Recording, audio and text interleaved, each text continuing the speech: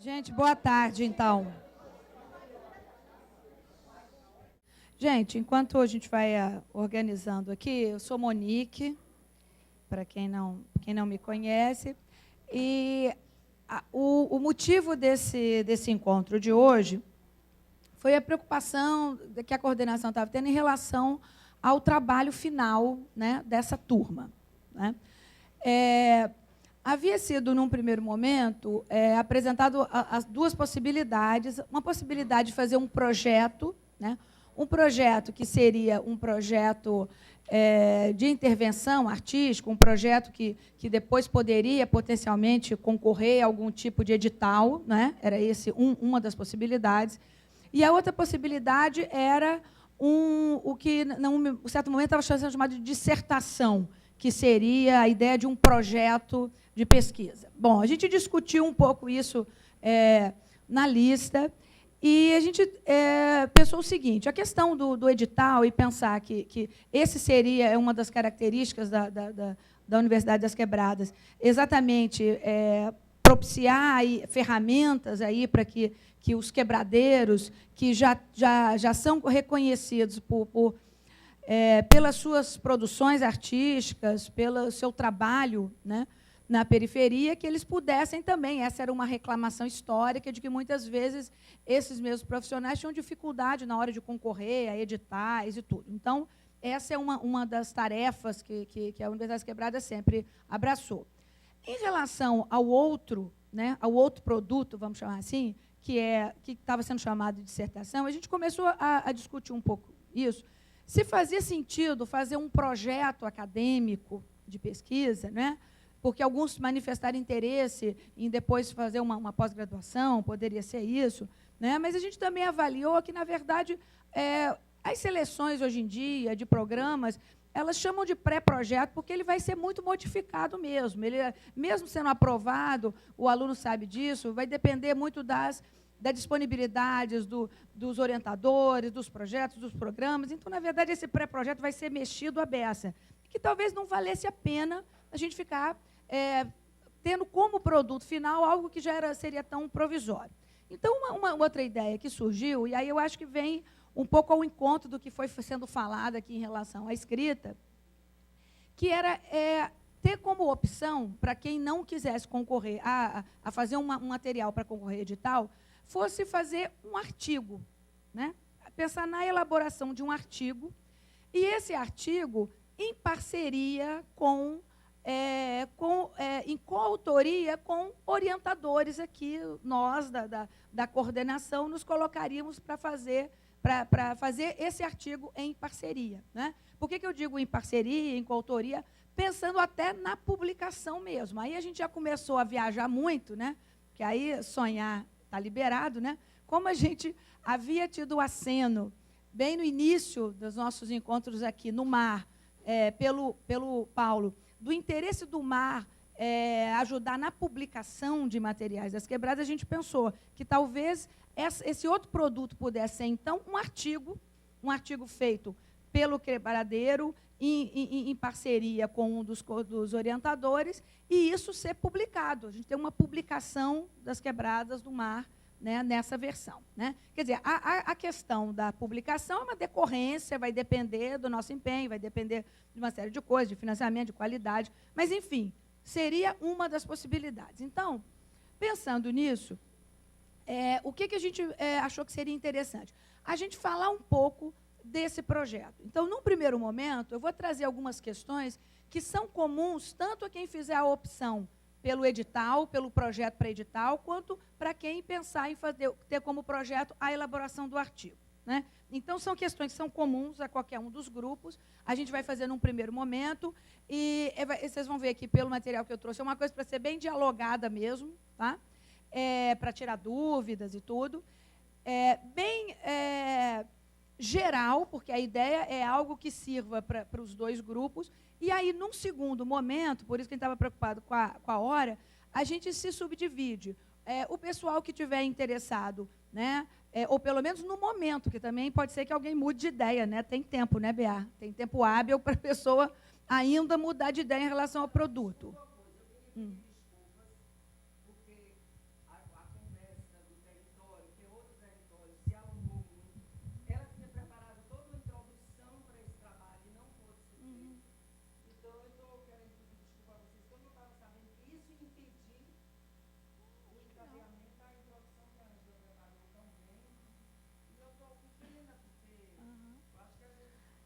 Eu tinha sugerido que ela fizesse isso e eu ia fazer essa parte geral e a parte da subdivisão dos grupos pudesse ficar para outro dia. Mas aí parece que dependeria da disponibilidade do Pablo, que já veio para isso. Aí por isso é que a Bea achou melhor fazer assim e deixar essa reflexão para outro dia. Mas, né? Uhum.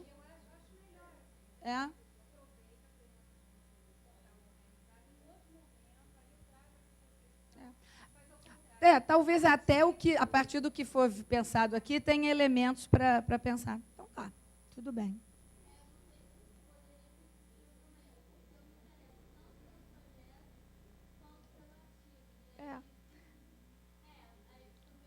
Na verdade, depois você vai ter que optar, mas agora, se você quiser assistir uma coisa e depois se buscar o outro também, acho que não tem problema.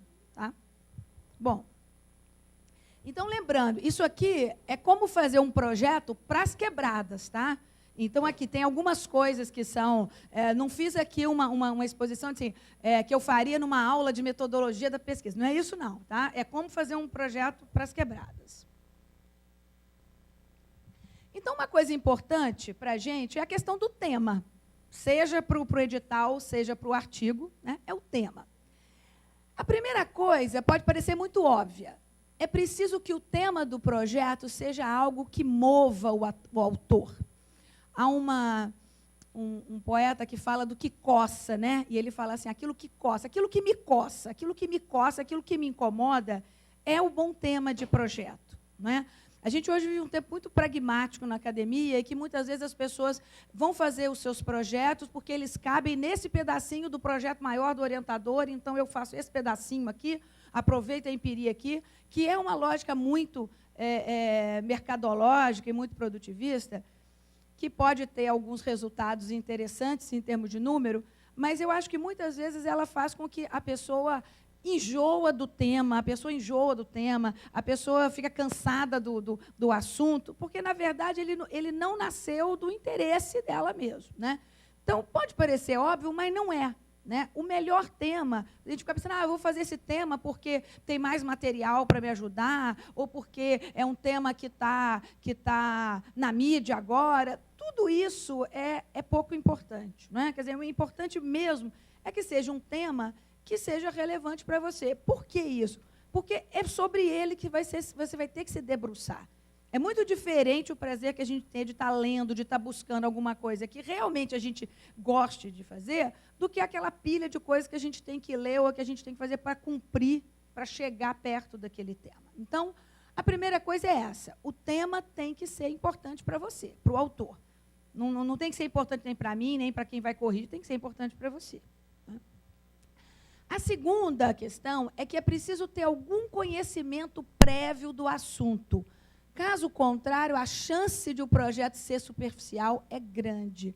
Isso pode parecer uma bobagem, mas não é. Às vezes a pessoa pensa, eu vou fazer um artigo porque eu estou querendo estudar aquilo. Não, para fazer o artigo, você já tem que ter estudado um pouco daquilo. Você pode, no seu artigo, achar uma interface diferente ou um olhar diferente, mas não dá para chegar calouro no assunto. A mesma coisa em relação ao edital. Né? Eu vou querer fazer um edital sobre capoeira no Valongo, porque eu acho super legal, mas eu não entendo nada de capoeira, então, provavelmente, a chance do meu projeto ser superficial é grande. Então, eu preciso ter já algum conhecimento prévio daquilo. Né? Isso vale tanto para o edital quanto para o projeto. Vou repetir isso sempre. É claro que vão ter características aí, mas, então, por exemplo, eu estou interessado em fazer um artigo sobre a roda de samba lá da Pedra do Sal. Não é? Eu, minimamente, tenho que ter alguma familiaridade com aquilo, eu tenho que ter ido lá, eu tenho que saber um pouquinho de roda de samba. Não dá para eu pegar um assunto absolutamente novo, porque eu acho interessante para fazer. Aí não dá tempo. Nós estamos falando em termos de projeto de trabalho final das quebradas. É claro que eu não estou falando em termos de projeto de vida. Eu quero começar a estudar isso, porque daqui a tantos anos eu quero fazer uma outra coisa com esse assunto. Aí tudo bem. Né? Mas nós estamos falando de um prazo que a gente tem, que é determinado. Tá? Aqui eu trouxe o Umberto Eco, né? Ele além de ser um grande semiólogo, além de ser um grande romancista, ele tem um livro clássico, deve estar na 50ª edição, muito engraçado, que é o Como se faz uma tese, não é? E ele escreveu isso, a tese, na Itália, não é exatamente a tese de doutorado que a gente está pensando aqui, mas ele está falando dos trabalhos monográficos em geral. E é um livro muito bem humorado e muito irônico até com a academia, muitas vezes. E, num certo momento, quando ele está falando do tema, ele fala isso. Quanto mais se restringe o campo, melhor e com mais segurança se trabalha. Isso é uma outra coisa também que a gente tem que pensar muito em relação à escolha do tema. Ah, eu quero falar das manifestações da matriz africana na pequena África. Não dá. A chance do seu artigo ficar superficial é grande, né? Eu preciso circunscrever para poder aprofundar.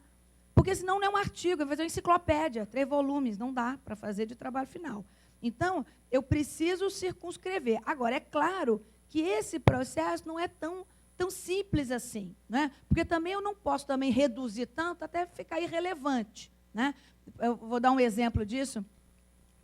Eu tenho formação na área de música erudita, né? Então, assim, às vezes você pega uns temas lá de uma dissertação, né? Claro que eu não estou aqui, imagino que a pessoa tenha feito com a maior seriedade, mas, assim, o uso do pedal nos segundos movimentos das sonatas de Mozart. Pelo amor de Deus, né? Vamos pensar. O uso do pedal no segundo movimento, mas já é a restrição da restrição da restrição, né? Então, assim, a não ser que você vai executar aquela sonata naquele dia, não é tão relevante assim, né? Agora, também fazer uma tese sobre a obra para piano de Mozart é loucura, né? Então, tem um meio do caminho aí que a gente precisa pensar, né? Tanto para o artigo quanto para o projeto de edital. E a outra questão do tema é cuidar para que ele seja possível de ser realizado dentro do tempo previsto. Isso é uma coisa que a gente vê muito na hora, imagino que o Pablo vai falar isso, a coisa do cronograma. Porque, às vezes, a ideia é muito interessante, mas ela não dá para ser executada naquele tempo. Isso acontece muito, né? E, às vezes, tanto no projeto, no artigo. Eu vou escrever sobre isso, e aí, de repente, na introdução, eu abro para vários campos, e aí eu acabo não chegando a nenhum lugar. Então, mais uma vez, a chance de ficar superficial é grande. Então, isso é outra coisa que a gente tem que ter muito clara na hora de fazer o que a gente chama de recorte. Na hora de fazer esse recorte, eu vou ver, bom, será que esse recorte dá para eu dar conta, no caso do artigo, de fazer um bom artigo até o final do curso?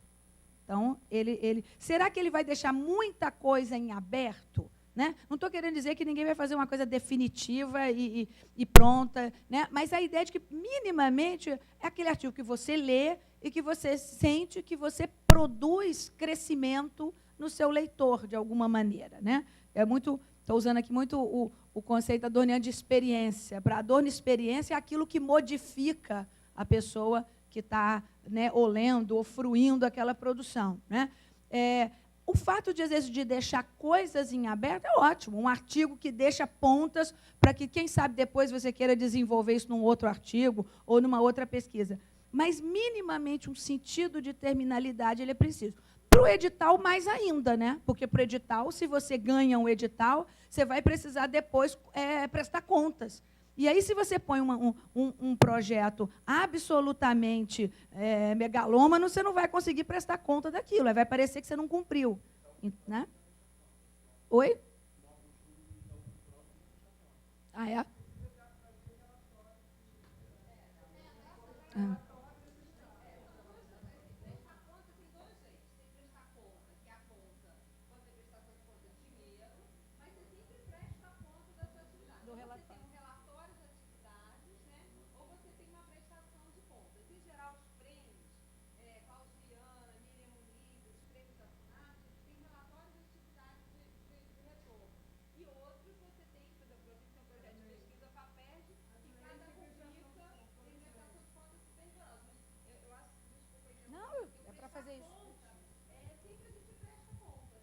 De uma forma ou de outra.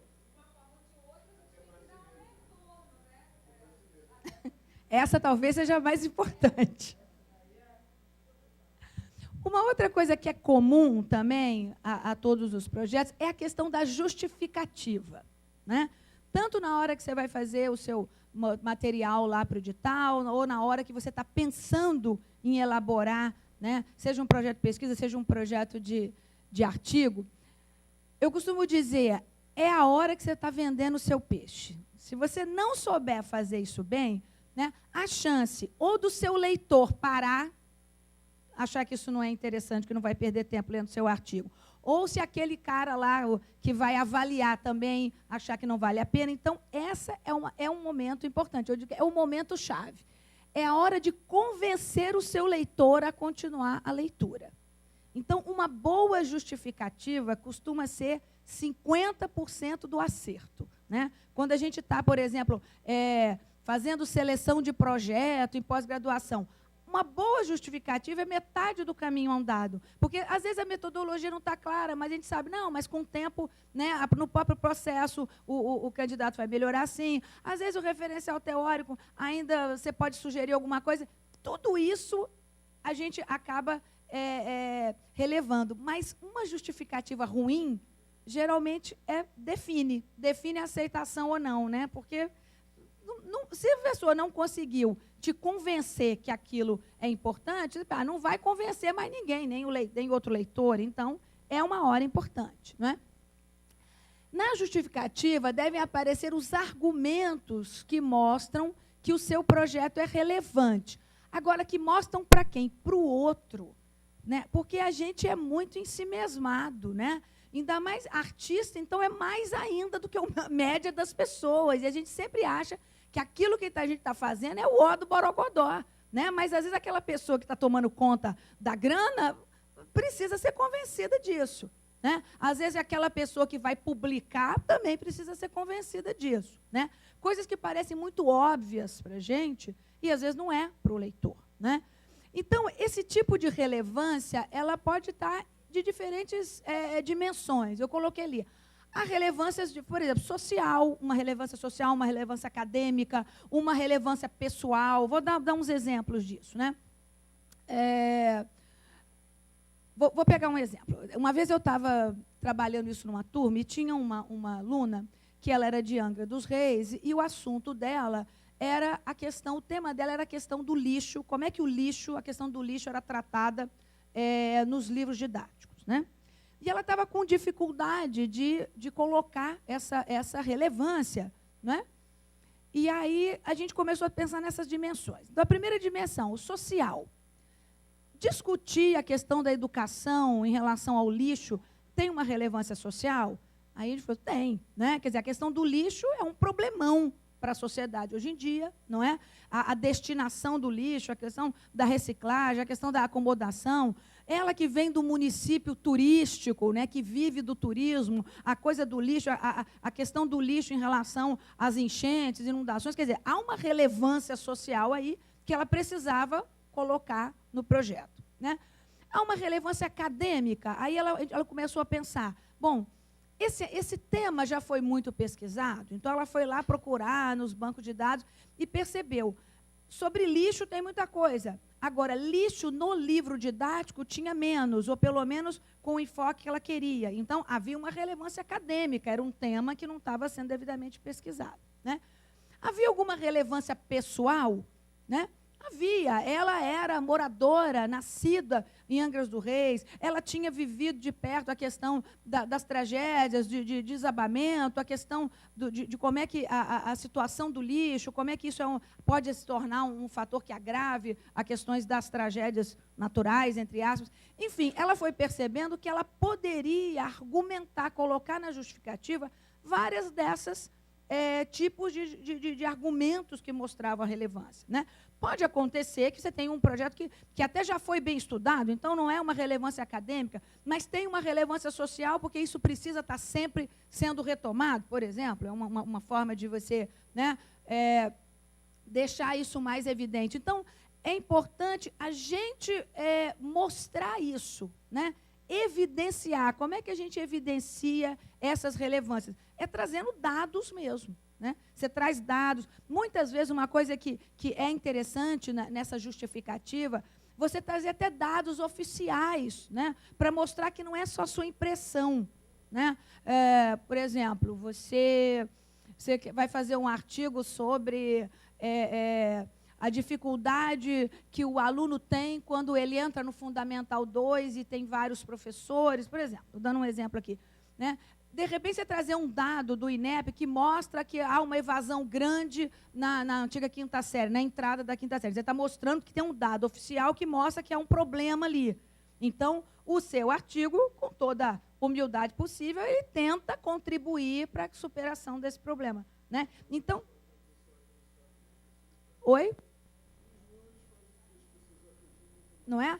Mesmo que, às vezes, a gente até pode trazer um artigo que vai desconstruir um pouco a leitura hegemônica dos números, mas a gente trazer dados oficiais, né, eles sempre, de certa forma, eles dão uma força, né, eles legitimam um pouco o que você está querendo justificar, né?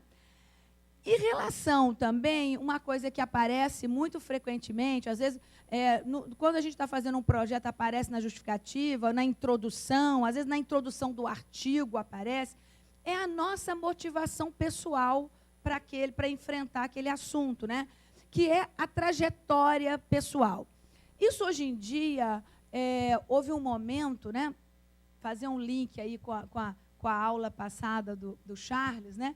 Você vai ter um momento em que a ciência ela procura deixar muito claro a sua objetividade. Todo tipo de subjetividade, todo tipo de aporte pessoal, ele atrapalharia aquela coisa que a gente já chamava de neutralidade científica, né? Ao longo do século XX, também isso foi sendo discutido, a gente começou a se chamar de mito da neutralidade científica, que, afinal de contas, né, nem a ciência dura é tão neutra assim, né? Então isso começou a ser questionado. E no bojo desse questionamento, uma coisa que foi começando a ser vista com melhores olhos é a questão da própria trajetória pessoal, né? Nos anos 70, ninguém faria pesquisa, por exemplo, no Brasil, né, falando da sua motivação pessoal para fazer aquela pesquisa. Hoje, pelo contrário, é até bem visto que você, né, ontem, por exemplo, eu estava vendo uma aluna que ela é professora de música e ela quer propor como trabalho um tipo de aula de apreciação musical multicultural. É a proposta dela, não é? Então, conversando com ela nessa justificativa, e ela disse que é uma coisa que ela ficava muito incomodada, há muitos anos professoras, as relações entre os alunos de pouca cordialidade, né? Reiteradamente, as piadas homofóbicas ou com conotação racista ou sexista, que ela vê isso frequentemente entre os alunos, e ela pensa que talvez um exercício, né, da diferença no repertório musical poderia ser algo para contribuir, para melhorar, ou pelo menos para problematizar essa situação. Então, eu disse para ela, escreva isso, coloque isso na introdução do seu projeto, coloque como é que, né, lembrando lá do primeiro slide, o que te coça, o que te move, coloca isso, né? Então, até escrever na primeira pessoa, uma coisa que há 40 anos, 50 anos atrás era visto com reserva, hoje não é. Agora, é claro que a gente também tem sempre a tendência do 8-800, né? Aí, por isso que eu digo, evidenciar a sua trajetória pessoal pode ser interessante, mas cuidado para não fazer da justificativa uma egotrip, né? Que é aquele negócio de você fica falando do detalhe da sua vida e na metade daquilo quem está lendo, fala, e daí? Né? Kiko, né? Eu conheço a pessoa, fica lá fazendo. Então, a gente tem... se, por um lado, esse movimento, né, da academia é muito positivo, no sentido assim, de reconhecer a subjetividade, você é subjetivo até na hora que você escolhe o tema, né? Então, obviamente, ela está presente. Mas com cuidado para que a gente não fique também piegas, não é? Porque, às vezes, a gente lê projetos que começam assim, de um jeito que você já está quase pegando lenço de papel na segunda página. Então, assim, se coloque, mas tenha um cuidado de pensar. Isso precisa ser levado a sério por quem está lendo, né? E a questão dos objetivos, que são fundamentais, não é? Os objetivos representam, falando de uma forma bem pragmática, o que é um objetivo de um artigo para um projeto, para um edital, de um artigo que eu quero escrever? representa os resultados que precisam ser alcançados. Então, nessa hora, a gente voa muito em arte, pé no chão. Né? Objetivo tem que ser algo alcançável. Né? Ontem, por exemplo, eu vou pegar esse caso dessa aluna, que eu acho que tem tudo a ver com o espírito das quebradas. Né? Vou falar para ela vir aqui de vez em quando. Ela é uma professora de canto e está com essa ideia de pensar um projeto de apreciação musical multicultural, lá onde ela dá aula em Mesquita. Ela tinha colocado como um objetivo, né, por meio desse projeto de apreciação musical multicultural nas aulas de música, melhorar as relações sociais pelos alunos com o abandono das práticas sexistas e homofóbicas e tarará. Quando ela acabou isso, eu falei, nossa, se você conseguir isso, não vou te dar o diploma de mestre, não, mas de Prêmio Nobel da Paz, se você conseguir isso. Né? É mais do que... Então, eu falei, menos. Né? Se até dizer que o seu intuito é contribuir para isso é uma coisa, mas achar que ela tem mais 12 meses de mestrado, você vai conseguir realizar esse projeto e conseguir verificar que vão conseguir mudar essas atitudes dos alunos, é muito. Né? Então, eu pensei, no máximo que você pode pensar, né, que você propõe esse projeto, e num espaço de 12 meses, o mais que dá para você perceber, né, é fazendo depois entrevistas, grupos focais com os alunos, como é que eles relacionam essa prática da apreciação multicultural com o seu cotidiano, o seu dia a dia. Da achar que você vai conseguir verificar uma mudança, é muito. Então, isso é algo que a gente precisa pensar, principalmente quem for concorrer a edital de fomento. Né? Quer dizer, o objetivo tem que ser possível de ser alcançado naquele tempo, né? Naquele tempo da vigência. É preciso, então, ter cuidado para não superestimar os objetivos. Era isso que eu estava falando. Eles precisam estar diretamente ligados ao projeto e não depender de outros fatores. Nesse caso, deixam de ser objetivos para ser desdobramentos possíveis. Esse é uma diferença. Né? Por exemplo, eu vou propor uma produção de um festival de teatro, né, no município tal.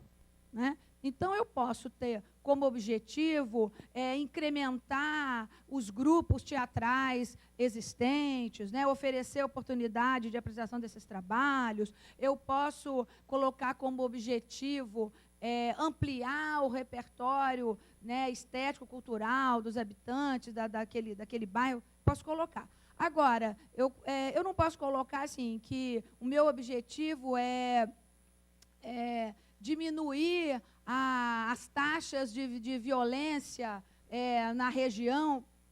Não dá.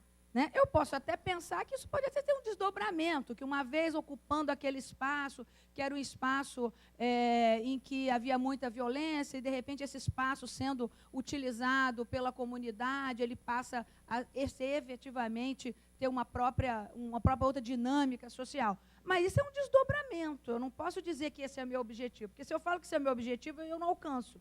Né? Então, a gente apresentar como desdobramento é até interessante, não é? Porque, de repente, você até mostra lá para quem está lendo, fala, puxa, é mesmo, né? Às vezes uma iniciativa dessa merece acontecer porque ela pode estar num movimento maior de revitalização daquela área, por exemplo. Mas você não pode colocar como objetivo. O objetivo é aquilo que, ao final do projeto, você pode mostrar que foi alcançado, né? Ou, pelo menos, parcialmente. Agora, colocar como desdobramentos possíveis, aí tudo bem. Né? No caso dessa minha aluna, eu disse isso. Eu falei, olha, a melhoria da relação entre os alunos pode até ser um desdobramento. Se você conseguir perceber, você pode colocar, mas não coloca como objetivo, porque senão você quebra o seu projeto.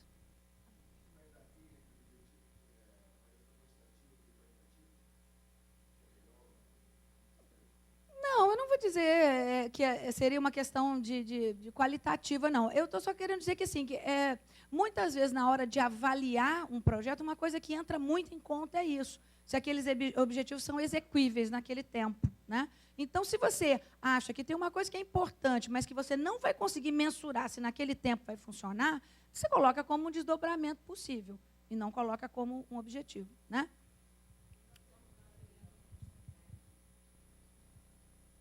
Dependendo do modelo, pode ser. Pode ser.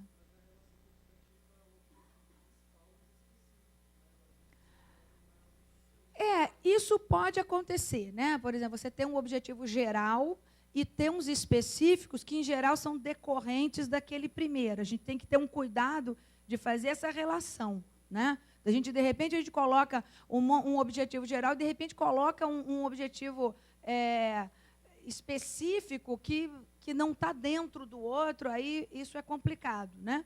Agora, nem sempre é necessário você colocar geral, a não ser que tenha algum modelo, né, por exemplo, que exige isso, né? Mas aí você coloca um geral mais amplo, né? E os específicos, talvez as ações que você pensa que vão ser.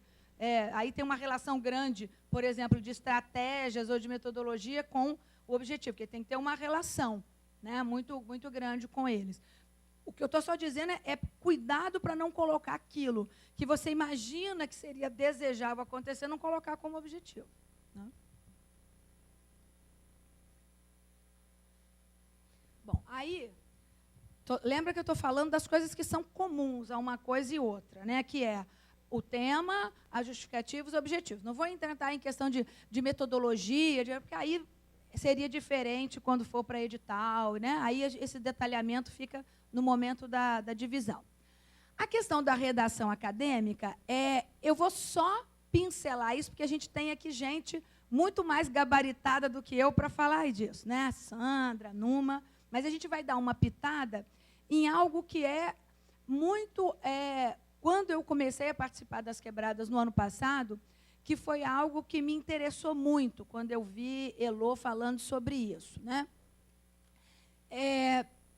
Que havia uma demanda, e eu lembro que eu participei de um grupo no ano passado com isso, havia uma demanda de que, muitas vezes, o quebradeiro era um mestre no seu ofício, naquilo que ele produz, e que, muitas vezes, ele não conseguia ganhar os editais, não conseguia arregimentar recursos, porque ele tinha dificuldade de colocar aquilo no papel, na forma que era exigido, né? Ainda que eu concorde com muitas falas de muita gente que disse aqui, não acho que a escrita tenha a primazia do conhecimento, não acho que necessariamente a gente precisa escrever. Eu acho que algumas produções que vão ser feitas com corpo, com som, com imagem, para mim, tem absolutamente o mesmo valor do que se fosse pela linguagem escrita. Então, não é isso que eu estou levantando aqui. Mas eu estou falando que, em relação a esses dois produtos específicos que a gente está pensando de aproveitamento do curso, aí a questão da escrita vai ser importante, não é? E aí eu trouxe aqui, tem um livro muito interessante, publicado pela editora da UERJ, depois, na último slide, eu coloco a referência, que, num capítulo sobre redação, ele começa assim: para o pessoal sacar logo de cara que língua a gente precisa botar no papel na hora que a coisa vale nota, vou dizer o seguinte: quando tiver que entregar uma parada por escrito para alguém, o negócio é maneirar no português. Falou? Ele começa o capítulo assim, não é? E é muito interessante, porque é claro que a gente leu aqui e entendeu absolutamente, não é?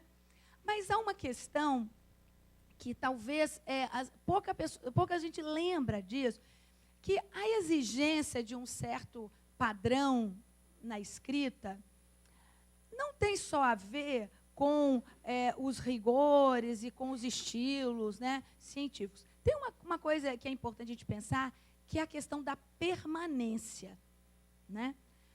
Isso que a gente entendeu agora, talvez, se fosse apresentado para alguém que viveu no início do século XX, vamos pensar do 20, eu também fui de muito, mas já no início do século XX, já poderia não ser compreensível. O que é uma parada?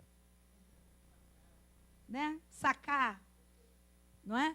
Então, tem uma questão que é importante na escrita acadêmica, que é a questão da permanência.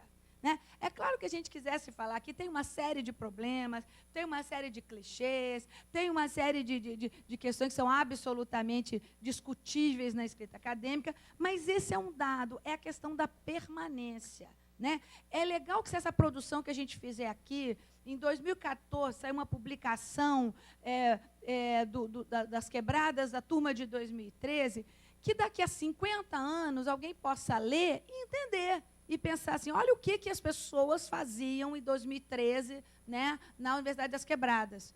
Se a gente não tiver um mínimo de aproximação desse padrão, a chance do que a gente escrever daqui a 50 anos não ser possível de ser compreendido é muito grande. Então, essa questão da escrita acadêmica, ela está muito mais ligada à questão da permanência, e aí, nesse caso, atingir um grupo maior, do que propriamente nos rigores, pelo menos na nossa opinião aqui, né? Aí vem aquela velha história de norma culta ou norma padrão, não é? Já houve toda uma crítica a essa expressão norma culta e toda aquela discussão de poder, né? Culta significa o quê? Que tipo de detenção de um saber que é considerado mais importante que o outro. Então, por conta dessa discussão, a maioria dos autores hoje prefere dizer norma padrão. Porque padrão, necessariamente, não traz aí no seu bojo uma questão de poder, né? O que é padrão? No dicionário do Wise está assim, padrão se refere a algo que o consenso geral ou um determinado órgão oficial consagrou como modelo aprovado. Então, você coloca nessa instância oficial essa definição. No nosso caso aqui da escrita, a gente tem lá as regras da ABNT, que a maioria das pessoas seguem para produzir. Então, a gente não está discutindo tanto o viés que o culta acaba trazendo também, né? Tanto projetos quanto editais de fomento, né, precisam atender à norma padrão. O argumento de que a língua culta é a língua da classe dominante, que eu não vou nem discutir se ele está errado, só que, nesse caso, ele não ajuda em nada nesse momento, né? Porque, até mesmo para desconstruir a opressão, é preciso ter instrumentos eficazes, como um vocabulário rico que possibilite a expressão de ideias complexas. Eu estou trazendo aqui um autor que eu gosto muito, não coloquei que não é diretamente, mas, enfim, que é o Rouanet, né? A gente acaba conhecendo o Rouanet só por causa dele, é nome da lei, né? Mas o Rouanet, ele é membro da Academia Brasileira de Letras, o que hoje não quer dizer nada, né? Pensando aqui agora, hoje não quer dizer absolutamente nada. Vamos dizer assim, ele é da turma da Ana Maria Machado, né? Vamos pensar uns nomes que valem a pena a gente pensar na Academia Brasileira de Letras, né? E o Rouanet, ele, por conta da sua participação em alguns governos, ele acabou sendo, na minha opinião, injustamente marcado, e aí muitas pessoas passaram a abrir mão das suas referências, mas ele tem textos maravilhosos, eu acho que são muito importantes e muito provocadores em relação a essa discussão do universal e do padrão. Então, uma das coisas que ele fala, que eu acho que é absolutamente importante, que a gente tem que ter em mente, que ele vai falando o seguinte, que ele fala que não se trata de colocar uma questão de valor, nem se trata de uma questão de dizer, por exemplo, para o seu aluno que escreveu com uma concordância equivocada, que ele não sabe nada, que ele é um ignorante, né? Não é isso, mas ele diz, mas, por outro lado, não dá a chance dele também adquirir esse conhecimento, né, para que ele se relacione no mundo assim. No fundo, você não está ajudando em nada. Na verdade, você está ajudando só a deixá-lo preso a um gueto cada vez menor, né? Então, é muito interessante que houve um momento em que faz até sentido, né, no momento de redemocratização do país, e havia essa discussão de que não se podia corrigir a fala, porque a fala do aluno ela fala do seu meio social, que era importante, tudo. E ele trouxe isso muito. Na verdade, esse discurso que parecia muito revolucionário, na verdade, ele era limitador.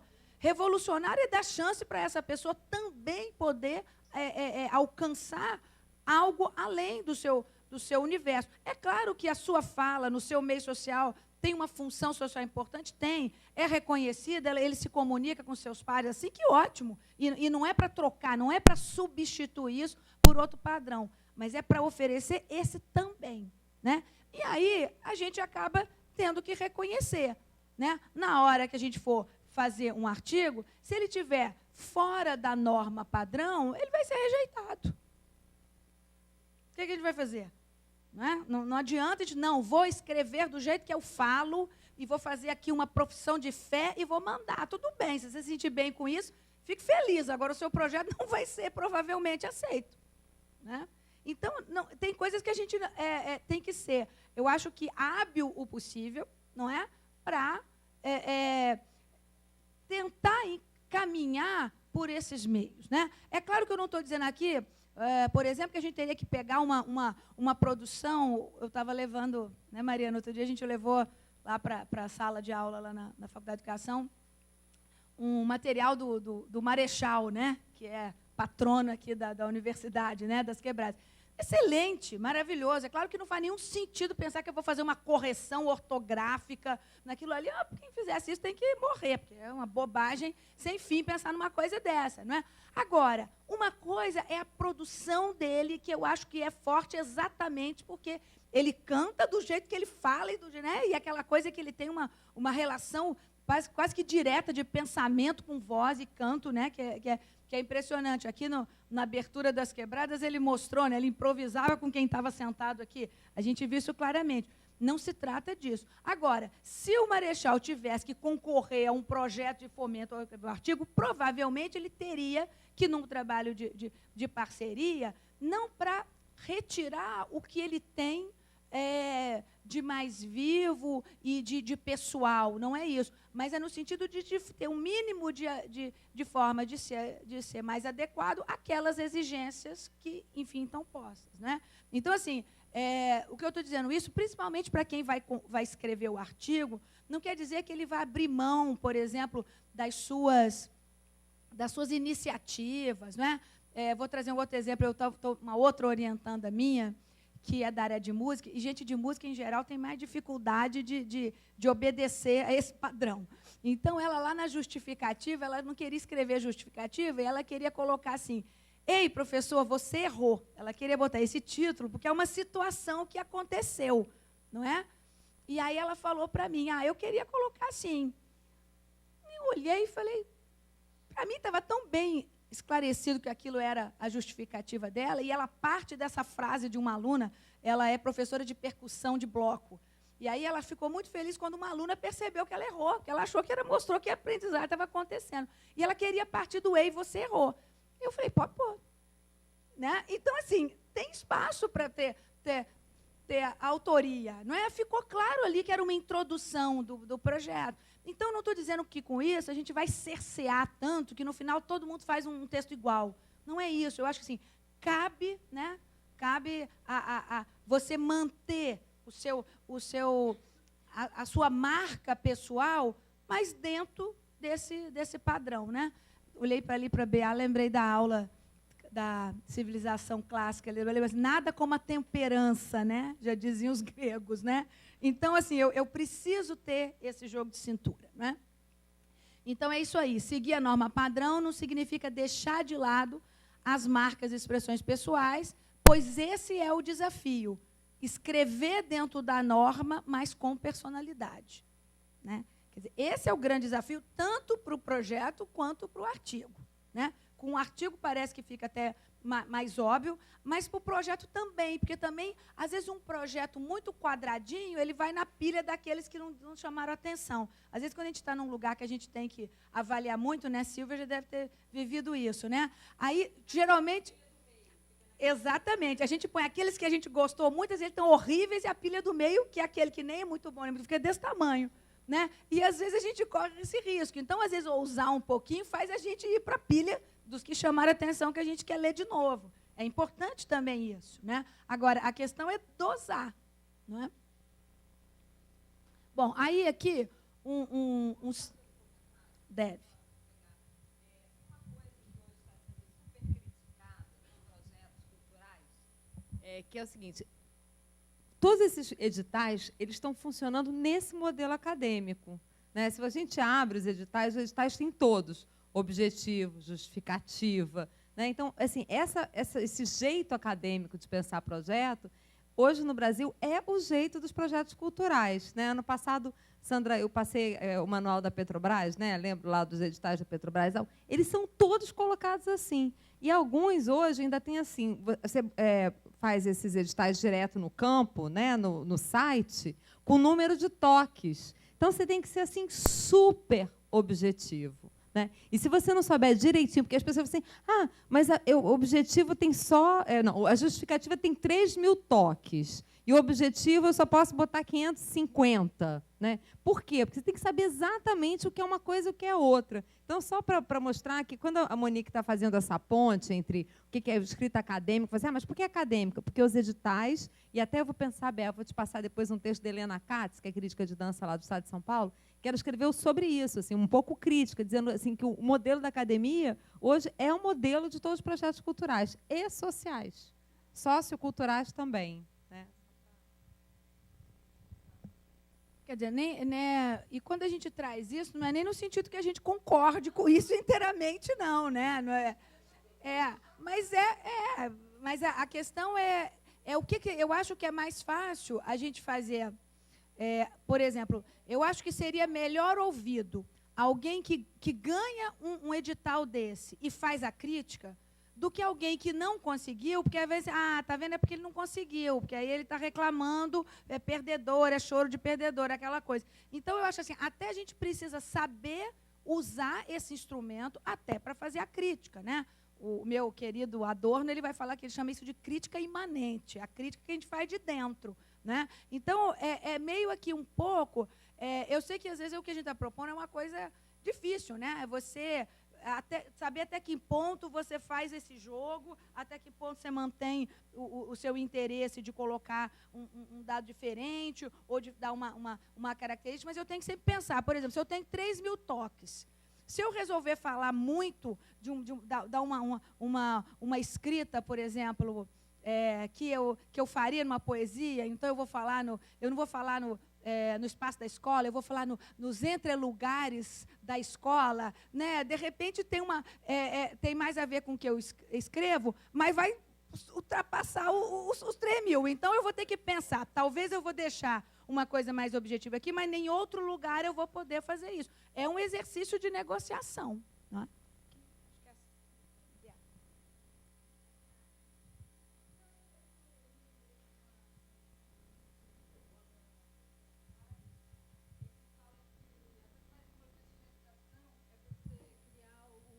Criador poliglota, ele fala. Que o poliglota é aquele cara que não perde a sua linguagem, né? Então, não significa que você vai jogar fora.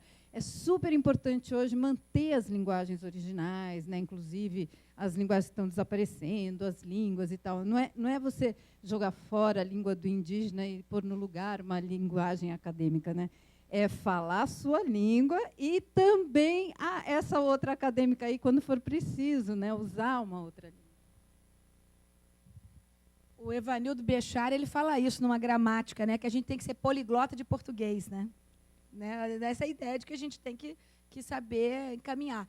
Eu vou só apresentar esse último slide, aí a gente conversa um pouquinho, aí acho que 4h15, Bea, porque era 4, pode ser 4h15. A hora que a gente acabar aí, a gente subdivide em 2 grupos, né? O Pablo fica com um grupo que, nesse momento, acha que vai fazer projeto para edital, eu fico, nesse momento, com quem pensa em fazer o projeto para artigo, mas isso também depois pode mudar. O texto do Humberto Eco que eu falei, esse livro, A Redação de Trabalhos Acadêmicos, Teoria e Prática, é esse da UERJ que eu trouxe esse pedacinho que ele brinca, que se sacou falando dessa parada. É muito interessante, é um livro muito interessante de ler. O Velho Wise, que eu adoro, né, meu companheiro eterno. E esse último, Moreira e Calef, é um livro de metodologia da pesquisa para o professor pesquisador. Ficou faltando um azinho ali. Não sei quantos são professores, educadores aqui, mas eu lembro que eu tive dado um perfil, tinha muita gente com essa interface, que é muito interessante, que muitas vezes a gente tem os livros de metodologia da pesquisa que são muito neutros. E aí, quando dão um exemplo que não é um exemplo muito próximo. Esse livro é voltado para a educação. Então, até os exemplos que ele dá, por exemplo, como circunscrever um objetivo, ele pega e vai dando exemplo com a área de educação. Então, acho que é uma leitura interessante para quem for da área, né? E os outros mais gerais.